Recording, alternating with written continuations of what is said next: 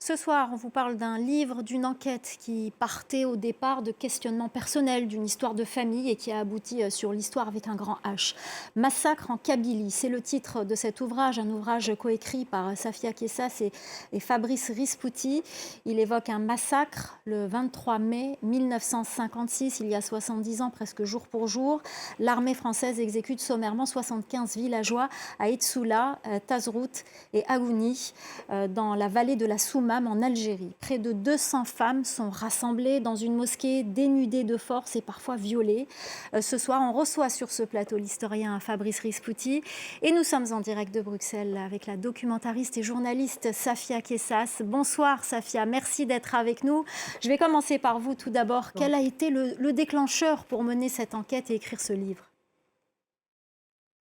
Écoutez, moi, je suis née en Belgique. J'ai grandi avec un récit sur la guerre d'Algérie autour de martyrs, de figures de résistance. Tout ça était vrai, mais en déroulant un peu tous ces récits, je suis tombée dans mes recherches sur une phrase assez interpellante autour de ce massacre. Et cette phrase disait les femmes qui nous plaisent, on les prend, les hommes qui nous plaisent pas, on les tue.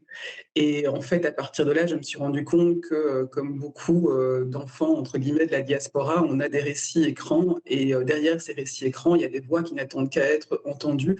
Et en l'occurrence, ici, ce sont celles de femmes qui sont concernées au premier chef et qui, dans ce contexte-là, n'avaient jamais parlé. Donc c'est cette phrase, si vous voulez, qui nous a guidés vers ces villages. Alors, comment s'est passée l'enquête sur le terrain ? Les gens parlent-ils facilement ? Les gens parlent très facilement, en réalité, à partir du moment où on les approche avec une écoute qui est une écoute active, qu'on contextualise, qu'on explique ce vers quoi on veut aller. La parole se libère, entre guillemets, assez facilement. Et il faut quand même bien noter ici, dans ce contexte, que ce sont souvent les fils ou les petits-fils qui nous ont emmenés vers leur mère ou leur grand-mère. En réalité, il y avait des récits qui se transmettaient de façon feutrée au sein des familles, mais qui ne sortaient pas de la famille. Et ce sont en fait ces leviers au sein des villages qui nous ont conduits vers ces femmes. Et puis, une fois que la confiance a été tissée avec ces femmes, elles ont parlé librement et d'une façon qui était aussi assez interpellante dans la mesure où le récit était très chronologique, très précis, presque minute par minute, j'ai envie de dire. Et puis, elles savent aussi elles-mêmes qu'elles ont entre 85 et 93 ans aujourd'hui, quelles sont les dernières, et que cette transmission, elle est importante pour les générations qui suivent. Alors, Fabrice Rispouti, merci d'être avec nous aussi pour parler de ce livre. Vous vous êtes rendu aussi en Algérie, dans la vallée de la Soumam, mais vous avez rencontré ces témoins. Comment vous avez vécu cette enquête sur le terrain, cette rencontre avec ces personnes ? Bah, écoutez, moi j'ai été très impressionné par les récits des hommes sur le massacre, l'exécution sommaire collective de 75 hommes en quelques heures par l'armée française, mais surtout également par le témoignage de ces vieilles femmes qui nous ont, auxquelles on a accédé en passant naturellement par leurs fils, parce qu'elles sont très âgées, mais qui ont parlé d'un sujet qui est réputé et qui est effectivement tabou, avec une détermination à raconter, une colère encore intacte, extrêmement impressionnante et vraiment très émouvante. On ne donne pas assez la parole à ces témoins, finalement. C'est ce que vous avez pu constater. Les historiens, en général, se sont peu intéressés encore à cette partie de la population algérienne qui a joué un rôle très important dans la guerre de libération, sans être forcément des combattants, des militants du FLN. Je parle de tous ces villageois, des régions, en particulier des régions montagneuses où il y avait des maquis, qui ont apporté une aide logistique considérable et qui ont payé souvent extrêmement cher. Alors c'est le cas précisément de ces villageois et villageoises d'Aïtsoula, Tazrout et Agouni, et qui ont payé très très cher leur participation.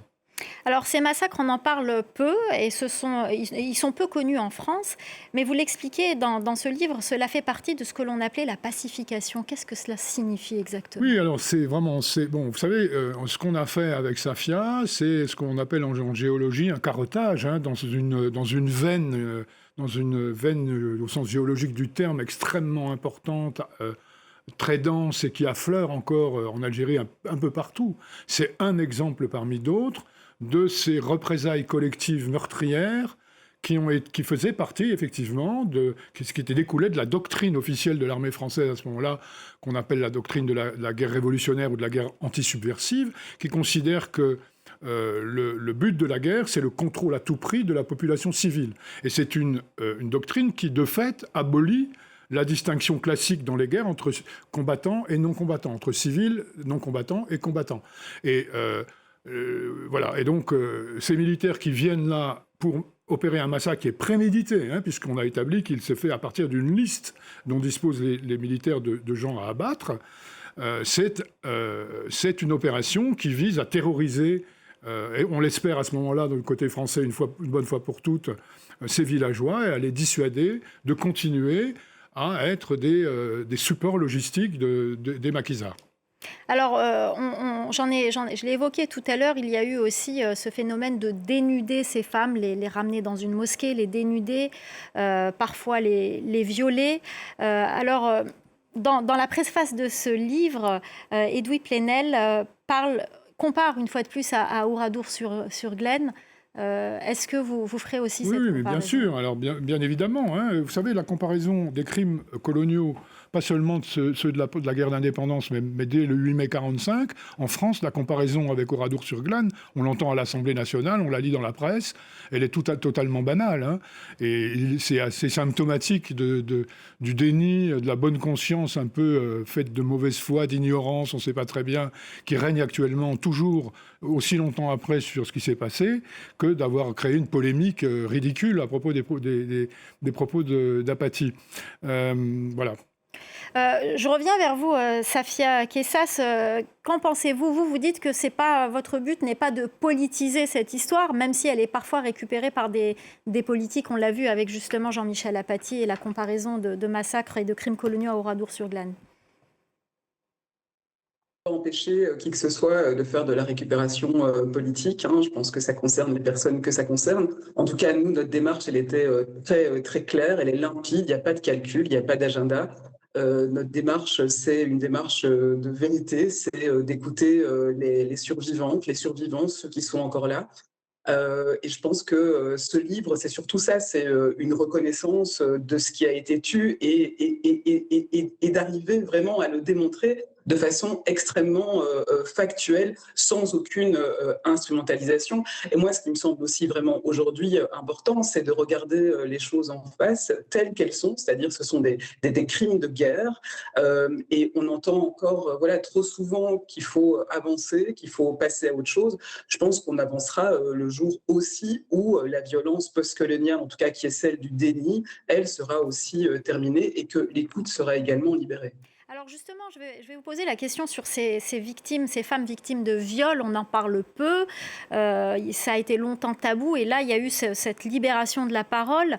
Ces femmes, vous le dites, elles ont utilisé le viol comme arme de guerre. On en parle très souvent dans notre journal, notamment en République démocratique du Congo. Il est fait pour détruire le tissu social, pour détruire les sociétés. Et là, vous dites que les femmes ont utilisé le silence comme une arme justement pour protéger le tissu social et c'était leur résistance à elle. Oui, absolument. C'est ce qu'elles nous ont raconté. Bon, mais d'abord, il y en a certaines. Il y a des témoignages qui convergent vers certaines femmes qui, elles, ont décidé de mettre fin à leur jour. Donc, c'est quand même pas rien. Il y a d'autres témoignages. Elles nous ont dit, en nous regardant, en fait, ça s'est passé. Et le lendemain, on n'en a plus parlé. On a continué parce qu'il fallait continuer, parce qu'il fallait protéger la société. On le sait, c'est une destruction symbolique du corps social. C'est une destruction de l'honneur, en tout cas de ce qui reste au sein des villages. Et quelque part, on peut dire aussi que ça a fonctionné, puisque pendant 70 ans, elles se sont tues, et c'est elles qui ont porté la honte. Et je pense qu'aujourd'hui, ce qui compte pour elles, c'est ce qu'on appelle ce fameux retournement du stigmate, d'être quelque part entendu et de faire reconnaître cette vérité, et je pense aussi sans rien attendre. Alors très rapidement, Fabrice Rispouti, est-ce que vous pensez qu'on doit parler de de chaque massacre, chaque crime, que chaque révélation met son pierre à l'édifice pour justement faire ce travail de mémoire en tant qu'historien. Oui, bien sûr. Écoutez, le travail qu'on a fait, il n'est pas le premier de ce genre. Il a été fait d'une certaine manière par exemple par Claire Moscopo il y a quelques années. Mais encore une fois, la guerre telle qu'elle s'est déroulée dans les campagnes algériennes, c'est encore un terrain, pas vierge, hein, je serais très exagéré de le dire, mais enfin, qui reste à explorer. Et moi, j'ai pu constater que chez les concernés que nous sommes allés voir, il y a un fort désir, non pas de provoquer une quelconque repentance, je ne sais quoi, mais de reconnaissance de la vérité de ce qui leur est arrivé.